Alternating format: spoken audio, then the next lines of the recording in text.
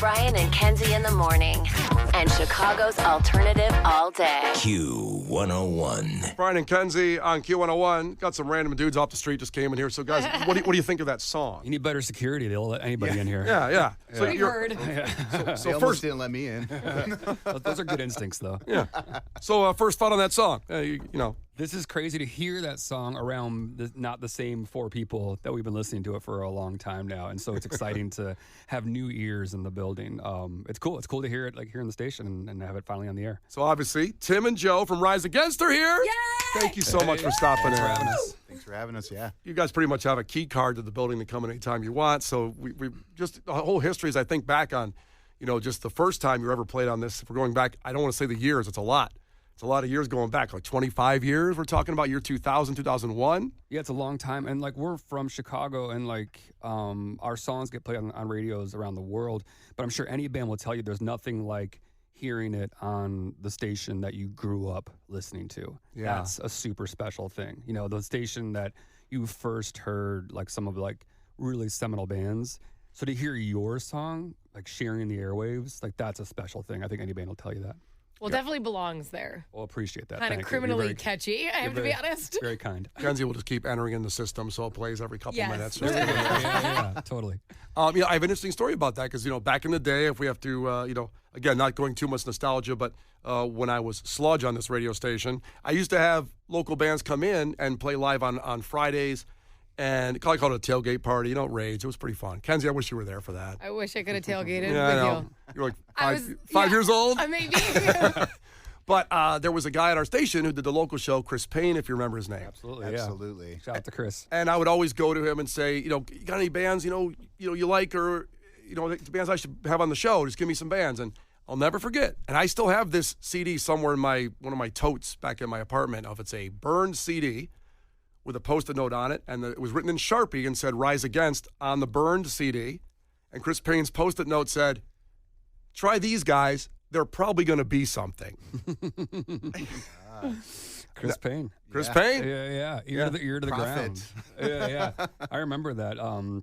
He did the local show. Correct. He was a big cheerleader for us. He was, and Joe Shanahan at the Metro, a lot of the local college radio. People really helped us out along the way. The city helped us out. Manos. The Mano brothers, for sure. When they were out in Naperville at the college. Yeah. They brought it to North Central College. They have a good station out there, good program, Yeah, our story is so much bigger than the four of us. It's so many people, especially people in this city, that helped us get off the ground, and that's just a sliver of them. Yeah, it's wild. Including you guys, including Q101. Yeah. I was going to say, was it better on the Naperville radio station or ours? When you were talking about the local radio station, you wanted to hear it on. She's holding a gun to my head right now. Yeah. She asked that question. You say the right thing. He knows your vibe quickly. Not going to upset Kenzie. But yeah, just remembering that, I actually tried to look for it last night because I wanted to give it back to you, the burned CD. But I know I have it, but I couldn't find it. So I'll find it, though. I know it exists. I wonder which songs they were, if they were the first album. Maybe? I bet you, probably that. But then was Like the Angel the first song, you guys? I think it was on the Cage Match. Yes. Yeah, back in the day. Oh, right. Because I remember hearing about it when we were in Europe at the time. Yes. Because before, internet was a thing, but it wasn't very functional. And so we'd hear about things, way after. We'd go to Europe, and we'd literally be gone. And so we'd come back and be like, oh, they've been talking about you, and this label wants to talk to you, and this happened while you were gone. And we're like, wait, what happened while you were gone? We have a song on the radio. We were still on Fat Records at the time. We're still playing the Fireside Bowl. We're still existing in our hardcore scene. And so when radio started giving our songs love, and video games like Tony Hawk gave our songs love, it was a shock to us. It was a shock to our label, Fat Records, and then it's been an awesome story for the last 25 years. It's an incredible Chicago story. It is incredible. Isn't it crazy to think about when you used to be surprised by things instead of finding out instantly, too? Yeah, it's going to shows, you know what I mean? When people would show up, you'd be like, wait, who's everyone here to see? I don't get what's happening, It was, now you have data and analytics, and you know exactly what's going to happen. There's less of a surprise. So, back then, we didn't have cell phones. With Joe, I think Joe had a cell phone and, a phone number that was out there and, an answering machine. Yeah. And so, we would come back from tour and being like, hey, this is Ron from DreamWorks Records. I'd like to talk to you when you get back. And the message is 6 weeks old. You know what I That's mean? insane. That call happened, and I was living at my mom's house still. Yeah, I had my own line in my bedroom. I thought, hold on. You were the guy with the landline in your own bedroom, in your own phone. Well, he's an adult. Have some respect. I was an adult that wouldn't leave my mom's house. And then, but then I thought it was like one of our friends messing with us. I'm like, there's no way Ron Handler, like he didn't call. He doesn't exist. And then sure enough, he's the guy that signed Papa Roach. Yep, true. And Power Man 5000 and Alien Ant Farm. And then us. Yeah. Good track record. Yeah. You and your Barbie phone in your bedroom there with the line. So we have Tim and Joe, obviously from Rise Against, hanging out with us, and we just played Nod. I don't know if you want to tell us a little bit about what's going into the new album, the new song, and your whole thing this time, because it sounds amazing. Thank you. Yeah, it's our first new song in like 4 years since our last record, No Our Generation. We've been working on new music for a while. This is your first appetizer, your first teaser to it all. Nod was a song that came together pretty easy, I remember. We produced it with a woman named Catherine Marks, who people might know from things like Boy Genius or Manchester Orchestra, that kind of thing. And the song itself, it's about it's about the community around you, the people you look to, your allies, when you are living in times of despair. Like you look to each other, you look to like, are you on my side, or do we see things the same way? And sort of the subconscious ways we signal to each other. And so it's about nodding if you understand me. Like I'm singing these things, I'm saying these things, just nod if you understand me. Was that inspired by like the rapport you have with your bandmates, or more like family members and friends? I would say originally probably inspired by the punk and hardcore scene, which we've always existed in, and it's where our band grew up. It's where a lot of our values stay to this day. And certainly my own band, you know what I mean? Our friends, the people we tour with, that kind of thing. There's an amazing community. Like you guys have a community here at the radio station. We have a community on the road, and we have a community with our fan base. And that kind of thing is something that is always there to turn to feel some sort of like solace and sanctuary. And that's been a timeless, I think, theme in punk rock and hardcore, is to find that sanctuary in those scenes. And so when we live in dark times, sometimes those sanctuaries mean even more to us. Yeah. When you growing up in Chicago, obviously, and playing with bands in the same kind of era of bands that came around in this time, and even a little bit before you, like the Pumpkins, being a little bit before you guys. Did you notice the scene here, as far as now that you've met so many bands and played so long? What's the difference in Chicago's music scene compared to like when you talk to other bands about the scene they grew up in? Oh, yeah, Joe. It's hard to like put my finger on, but it's always been a very special place, and I feel like growing up, I felt like a lot of outsiders weren't allowed in. It was like we had our bubble, and it was, you look to bands like Pegboy and Naked Raygun, and it was we were kind of like in an island a little bit. Yeah, I agree. We weren't East Coast, we weren't West Coast. Yeah. This isn't a place where a lot of attention was given. If your band was trying to break out, you were pressured to move to New York City or LA or that kind of thing. And so you either did that, but the people who stayed, you were having your own private party. You were like, and it wasn't careerist. You know what I mean? It wasn't like you were just having fun. If the careerists left, they moved to Hollywood. You know what I mean? And we were just like, we love this. We love this show. We love these people. We love playing around here. And I think what we didn't know is we were building this incredible scene that would then support all of these musicians and bands. And our scene was like Alkaline Trio and Fall Out Boy, or the guys like Plain White T's. Like that whole scene was happening around that time too. And we built this cool scene and this cool sound of people who were focused on their music and their relationship with their fans, and less on like, say, accolades or like playing for an industry. Yeah, so no Diddy parties either. Definitely not. Hold on. Maybe there's one. No.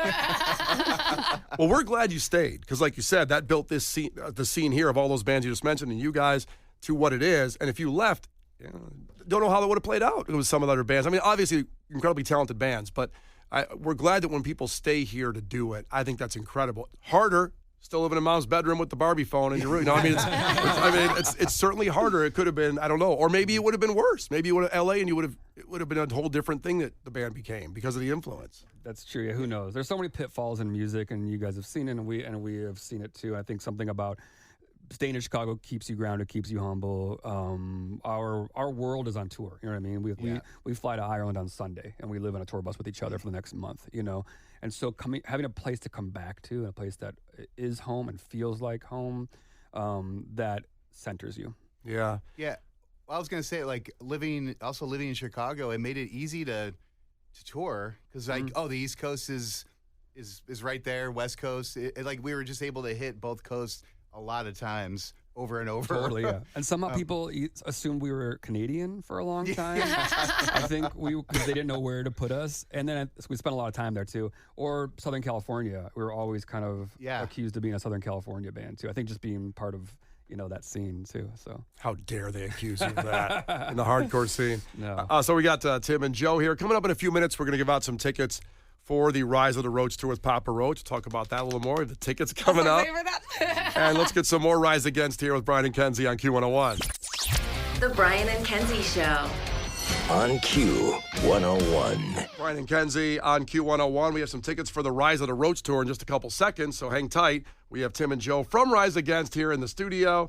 So thanks for coming in, guys. We really appreciate it. Yeah, thanks for having us. Just debuted the new song, Nod. And I was just a little selfish there. I had to play my favorite Rise Against song right there, Prayer of the Refugee.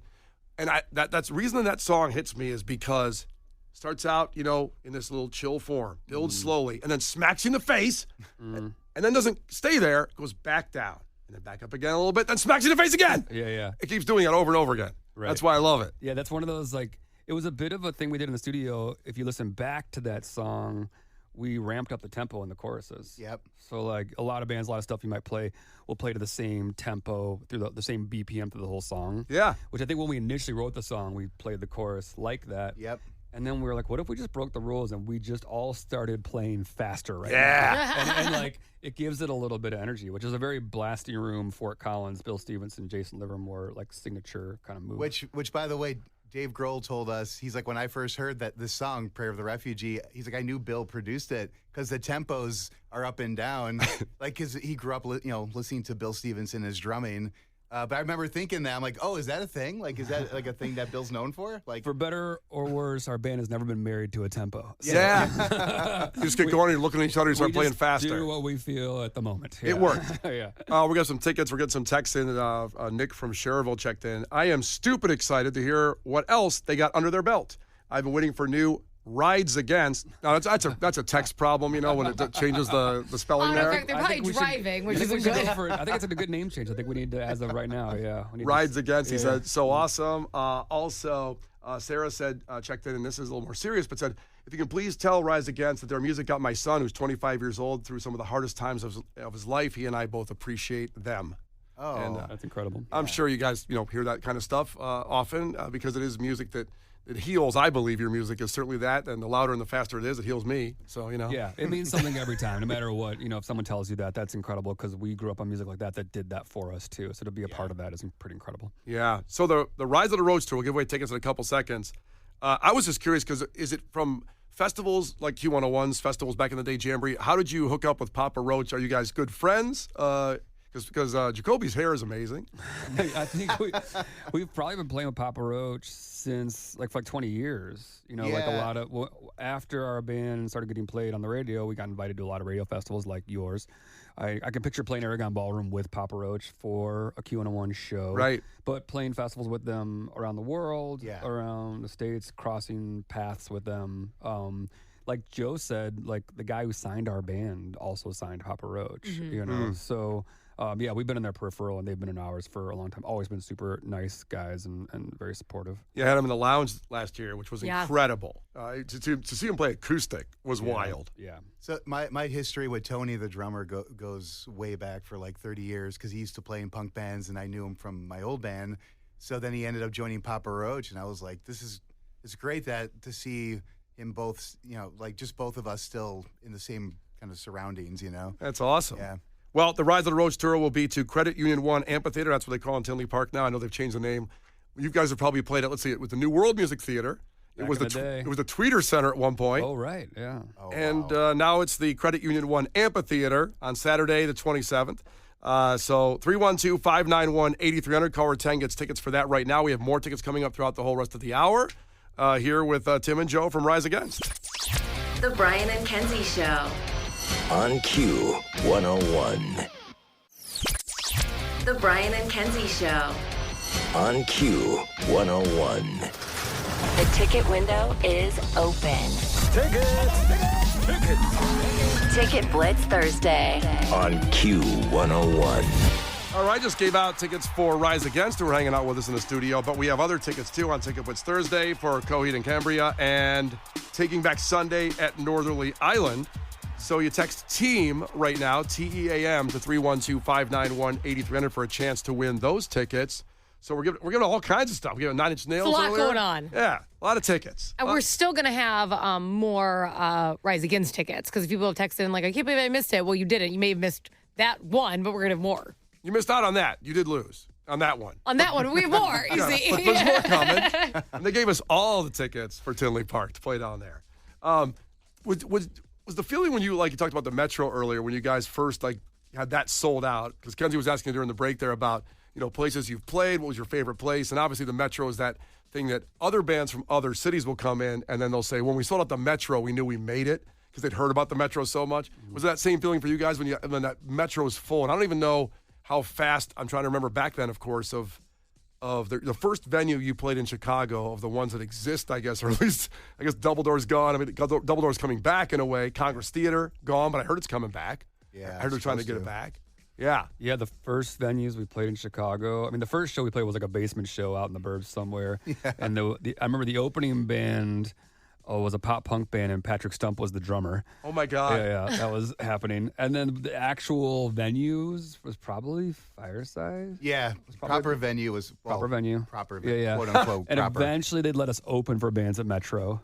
Yep. Yeah. And then eventually headline Metro. Yeah, which was crazy. I think we started selling it out toward the tail end of RPM album cycle. Yeah. I remember we signed to a major label the night of a Metro show, actually, because there was all this A&R that was coming to see us that night, and we sort of made the decision before the show, which kind of bummed out a lot of A&R who had traveled from far away to go, including one guy who was afraid of flying, so he was taking a train from LA. Whoa. Oh my God!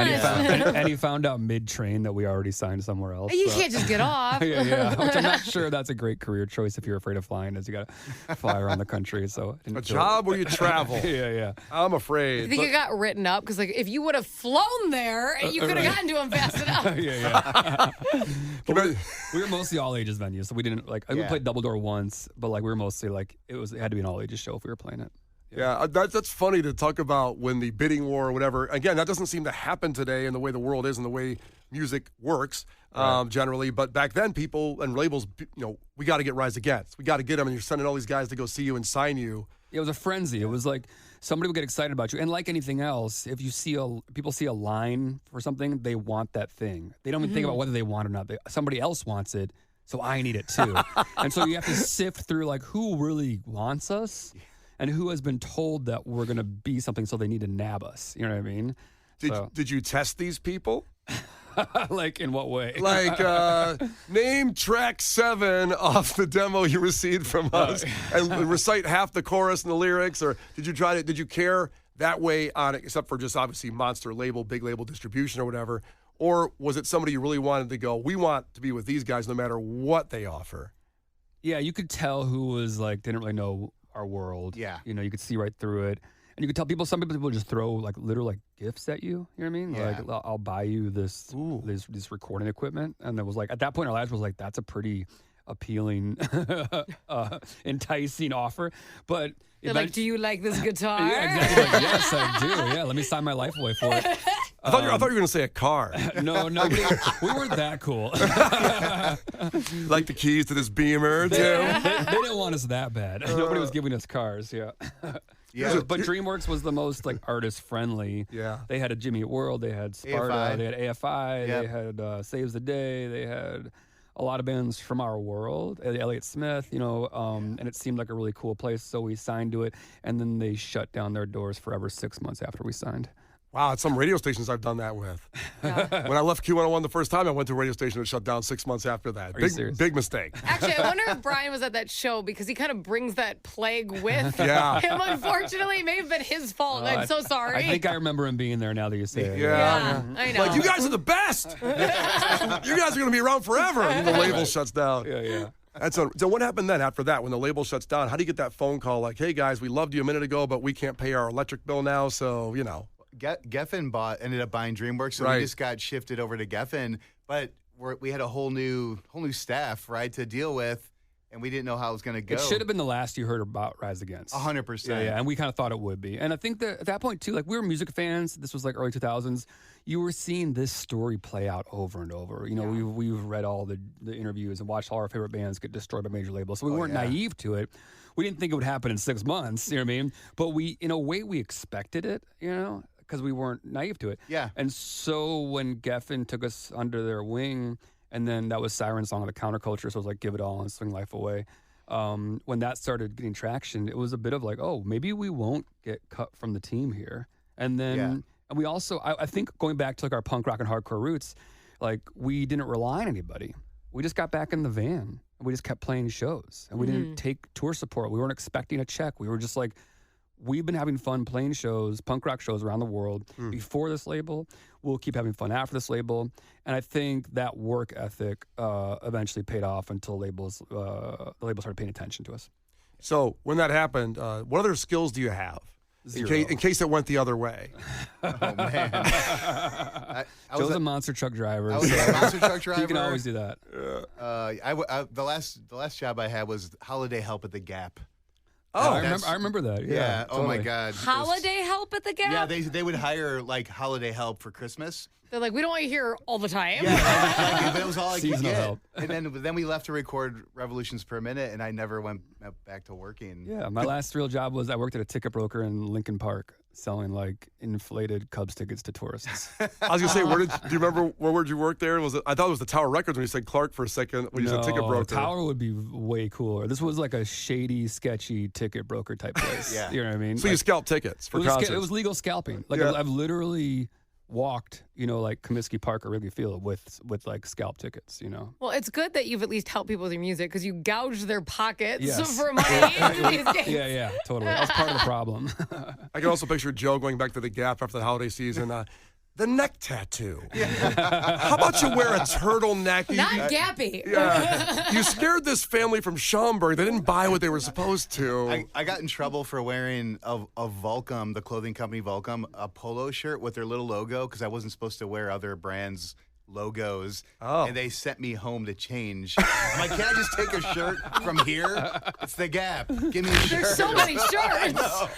I mean, you have a lot of clothes here. Just saying. I don't have the gas money to go home and change my shirt.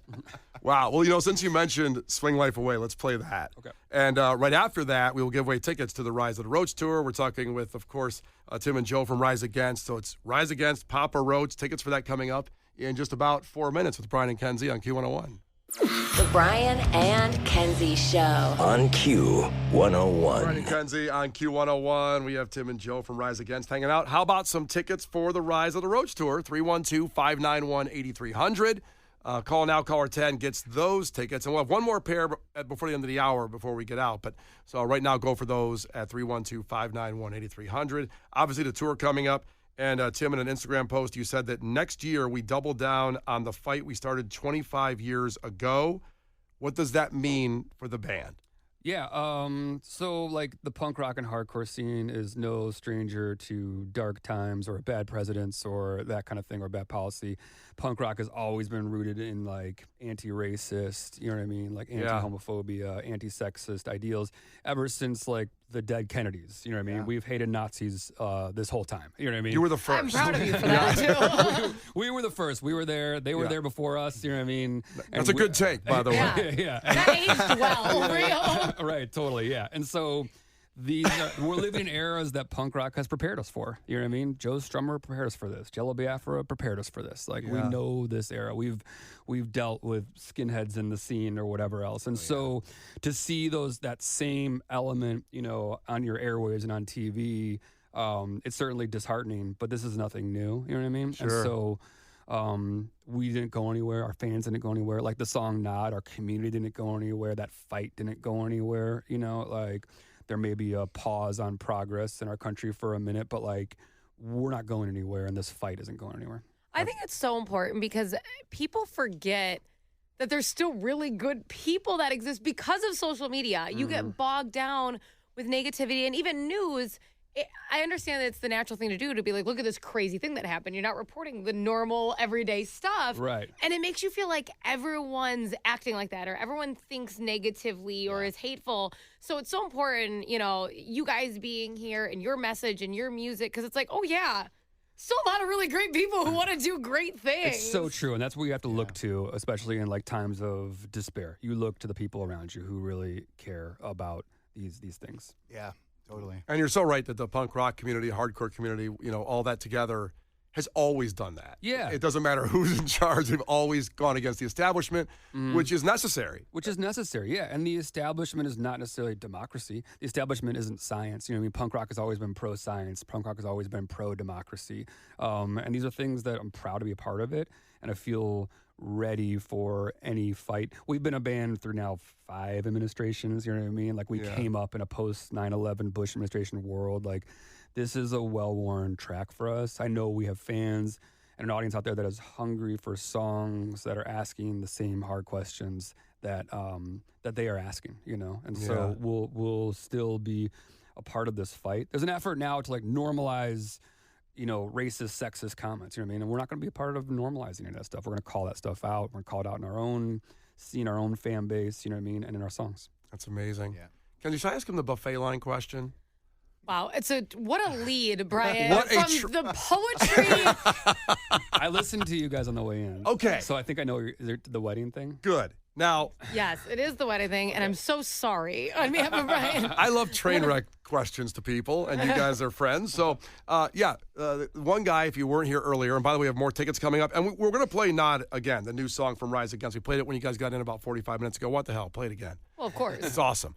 So this guy hit another guy in the head with a plate after he let the guy in front of him, his daughter and her friend, cut in line at a wedding. Now, there was prime rib. I know you guys are vegan, so what's the best vegan dish you can imagine? Because you got to put yourself there, what you would do in this situation. Oh. So what is like your number one vegan dish? I mean, Oh, what's the best vegan? Oh, no. Oh, yeah. Because I don't know. We're on the spot. I have no idea. Imagine a massive eggplant is just being carved. there you go. They're carving an eggplant. Carving the most purpley. Which I'm really good at, by the way. Yeah, That's my thing. Yes. It's too bad you didn't bring an eggplant in. I would like to see it. I'm not buying it unless I see it. So that's in line. Let's say that happens. And are people allowed to cut in line? It's the daughter and it's her friend. Now, Case, the producer back there, was saying that's a very it was a good thing to do because you got to respect the line of a buffet. So he was pro smashing a plate into the guy. And I do feel that wouldn't be either of your views, I have to say, but I could be wrong. Just I guess it's your views on cutting in line. I was thinking about this, and here's the thing. I am the father of 2 teenage daughters, and there's nothing I fear more on this planet than teenage girls. And so if his daughters were teenagers and they walked in front of him, like, you can't say no to a teenage girl. Like, they are a force to be reckoned with. And so I don't care how big that guy is with the plate. I'm not picking a fight with these 2 teenage girls. It was also a dry wedding, so he couldn't blame alcohol on it. True, yeah. So, but, I think, it's, especially being a wedding, you're part of, like, you're there because you love somebody there. You're connected and you love somebody, or you love a person that loves somebody there. Like, this is a safe place. Be nice to the guy. It was not a safe place. Yes. It was not. Just let it go. Just let him in there. Yeah, exactly. I got called out. My daughter had her first musical last week. And What was she in? she was in Descendants. I love musicals. But my 11-year-old was waiting in line to get candy, and I walk up to him and was standing next to him. He goes, "Dad, you're cutting in line right now." And I was like, "But I'm standing with you." He goes, I don't need you to stand here." I was like, "Okay, Back of the fine." line, Dad. Like, The rejection. Oh, man. All right, so we settled that. Well, I mean, now it's the perspective of this poor man was already terrified, and then he got attacked with a plate. Yep. Yeah. He had the worst day ever. Yeah. Taking like stink eye from like your teenage daughter versus getting hit in the plate. I'll take the plate. Yep. Fair. Yeah. Very fair. So Tim and Joe from Rise Against, thank you guys so much for hanging out this last hour. Appreciate it. Looking forward. So you're heading to Ireland on Sunday to start the tour? Yeah, we're out with LS Dunes, who we just did North America with, who are guys from Thursday and My Chemical Romance and Coheed and Cambria, Circus Survive, and probably more bands that I'm forgetting about.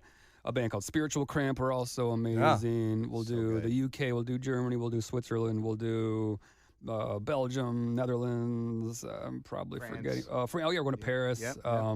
How could you forget Paris? I almost forgot Paris. Sorry, Paris. Yeah. I see Kenzie so jealous when they list Oh my off all that. gosh, I'm gonna pass out. All right, Should have formed a band. Yeah, come on. There's room on the bus. Come on out. You guys have like backup dancers or anything? We I'm don't trying now, to find but a spot. as of next week, we do, I guess. Yes. I would die, Kenzie, if you came out there as a backup dancer to Rise Against. You can go. Leave of absence. Thank go. you. You're good. Live You're good. blog.